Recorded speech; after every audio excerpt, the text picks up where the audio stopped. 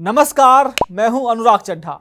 Inside with अनुराग में आपका स्वागत है। दोस्तों, आप माने या ना माने, लेकिन अखिलेश यादव और समाजवादी पार्टी से इस समय भाजपा सरकार और उनकी पूरी स्टेट लीडरशिप बुरी तरह से खौफ खाए हुए है।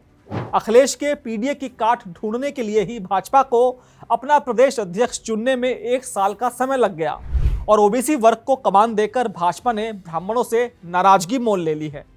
सिर्फ इतना ही नहीं, अगर आप हालिया घटनाओं पर ध्यान दें तो ब्राह्मण विधायकों की सहबोज बैठक पर टिप्पणी करके भी भाजपा ने ब्राह्मणों की उपेक्षा की और आज की हालिया घटना भी यही दर्शाती है कि आने वाले समय में पिछड़े वर्ग का कद भाजपा में और बढ़ेगा और इसी पीडीए की काट ढूंढने के चक्कर में भाजपा अपने स्वर्ण वोटरों को विपक्ष और अखिलेश यादव के खेमे में खुद ही धकेल देगी।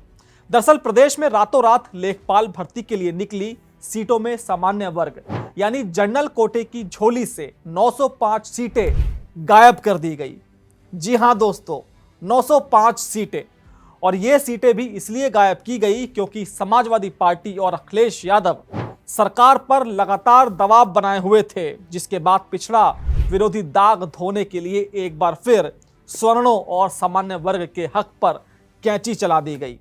दरअसल उत्तर प्रदेश में आज यानी 29 दिसंबर से लेखपाल भर्ती के लिए ऑनलाइन आवेदन की प्रक्रिया शुरू हो रही है, जिसके लिए यूपी एसएससी ने अभी कुछ दिन पहले यानी 16 दिसंबर को राजस्व लेखपाल के लिए 7,994 पदों पर भर्ती के लिए विज्ञापन जारी किया था। लेकिन जैसे ही ये विज्ञापन आया, लखनऊ से लेकर दिल्ली तक सियासी पारा और चढ़ गया। विपक्ष और अन्य पिछड़ा वर्ग के संगठनों ने इसे लेकर सड़कों पर विरोध करना शुरू कर दिया।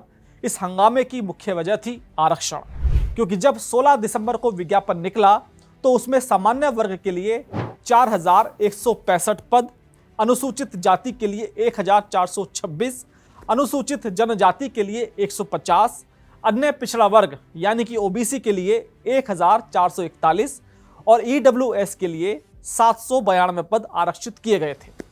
दोस्तों, ये वही आंकड़ा था जिस पर समाजवादी पार्टी और ओबीसी संगठनों ने तीखी आपत्ति जताई। उनका सीधा आरोप था कि आयोग ने नियम अनुसार मिलने वाले 27% ओबीसी आरक्षण का पालन नहीं किया। इसे सीधे तौर पर पिछड़ा विरोधी कदम बताया गया। अब यह आयोग की कोई सामान्य प्रशासनिक चूक थी या जानबूझकर की गई गलती, इसका फैसला मैं आप लोगों पर छोड़ता हूं। लेकिन विपक्ष ने इस मुद्दे को हाथों हाथ लपक लिया।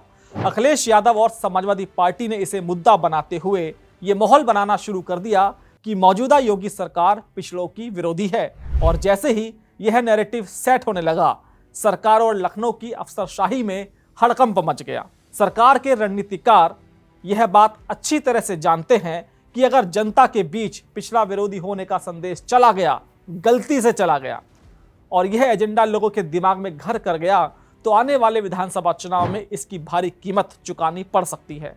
24 के नतीजों को देखते हुए सरकार किसी भी तरह से कोई रिस्क लेने के मूड में नहीं थी। इसलिए जैसे ही मामले ने तूल पकड़ा और विरोध की चिंगारी भड़की, आनन फानन में आयोग ने अपने कदम पीछे की तरफ खींच लिए और विज्ञापन को वापस ले लिया। इसके बाद राजस्व विभाग ने रातों रात आरक्षण की तालिकाओं में संशोधन किया। अब जो नया विज्ञापन या शुद्धि पत्र आया है, उसमें एससी वर्ग के लिए 253 पद बढ़ाए गए हैं, एसटी के लिए 10 और ओबीसी के लिए 717 पद बढ़ा दिए गए हैं। अब यहाँ पर एक बड़ा सवाल खड़ा होता है कि अगर आरक्षित वर्गों की सीटें बढ़ाई गई हैं तो यह एक्स्ट्रा सीटें आई कहाँ से? क्या पदों की कुल संख्या बढ़ाई गई? यह सीटें कहीं बाहर से नहीं आई, बल्कि यह सर्जिकल स्ट्राइक सामान्य वर्ग के कोटे पर हुई है। आरक्षण के बैलेंस को बनाने और संवैधानिक नियमों का पालन करने के लिए आयोग ने सामान्य वर्ग की 905 सीटों में कटौती कर दी और उन्हीं सीटों को आरक्षण के फॉर्मूले के तहत बाकी वर्गों में बांट दिया। यानी कुल पद वही हैं, बस हिस्सेदारी बदल गई है।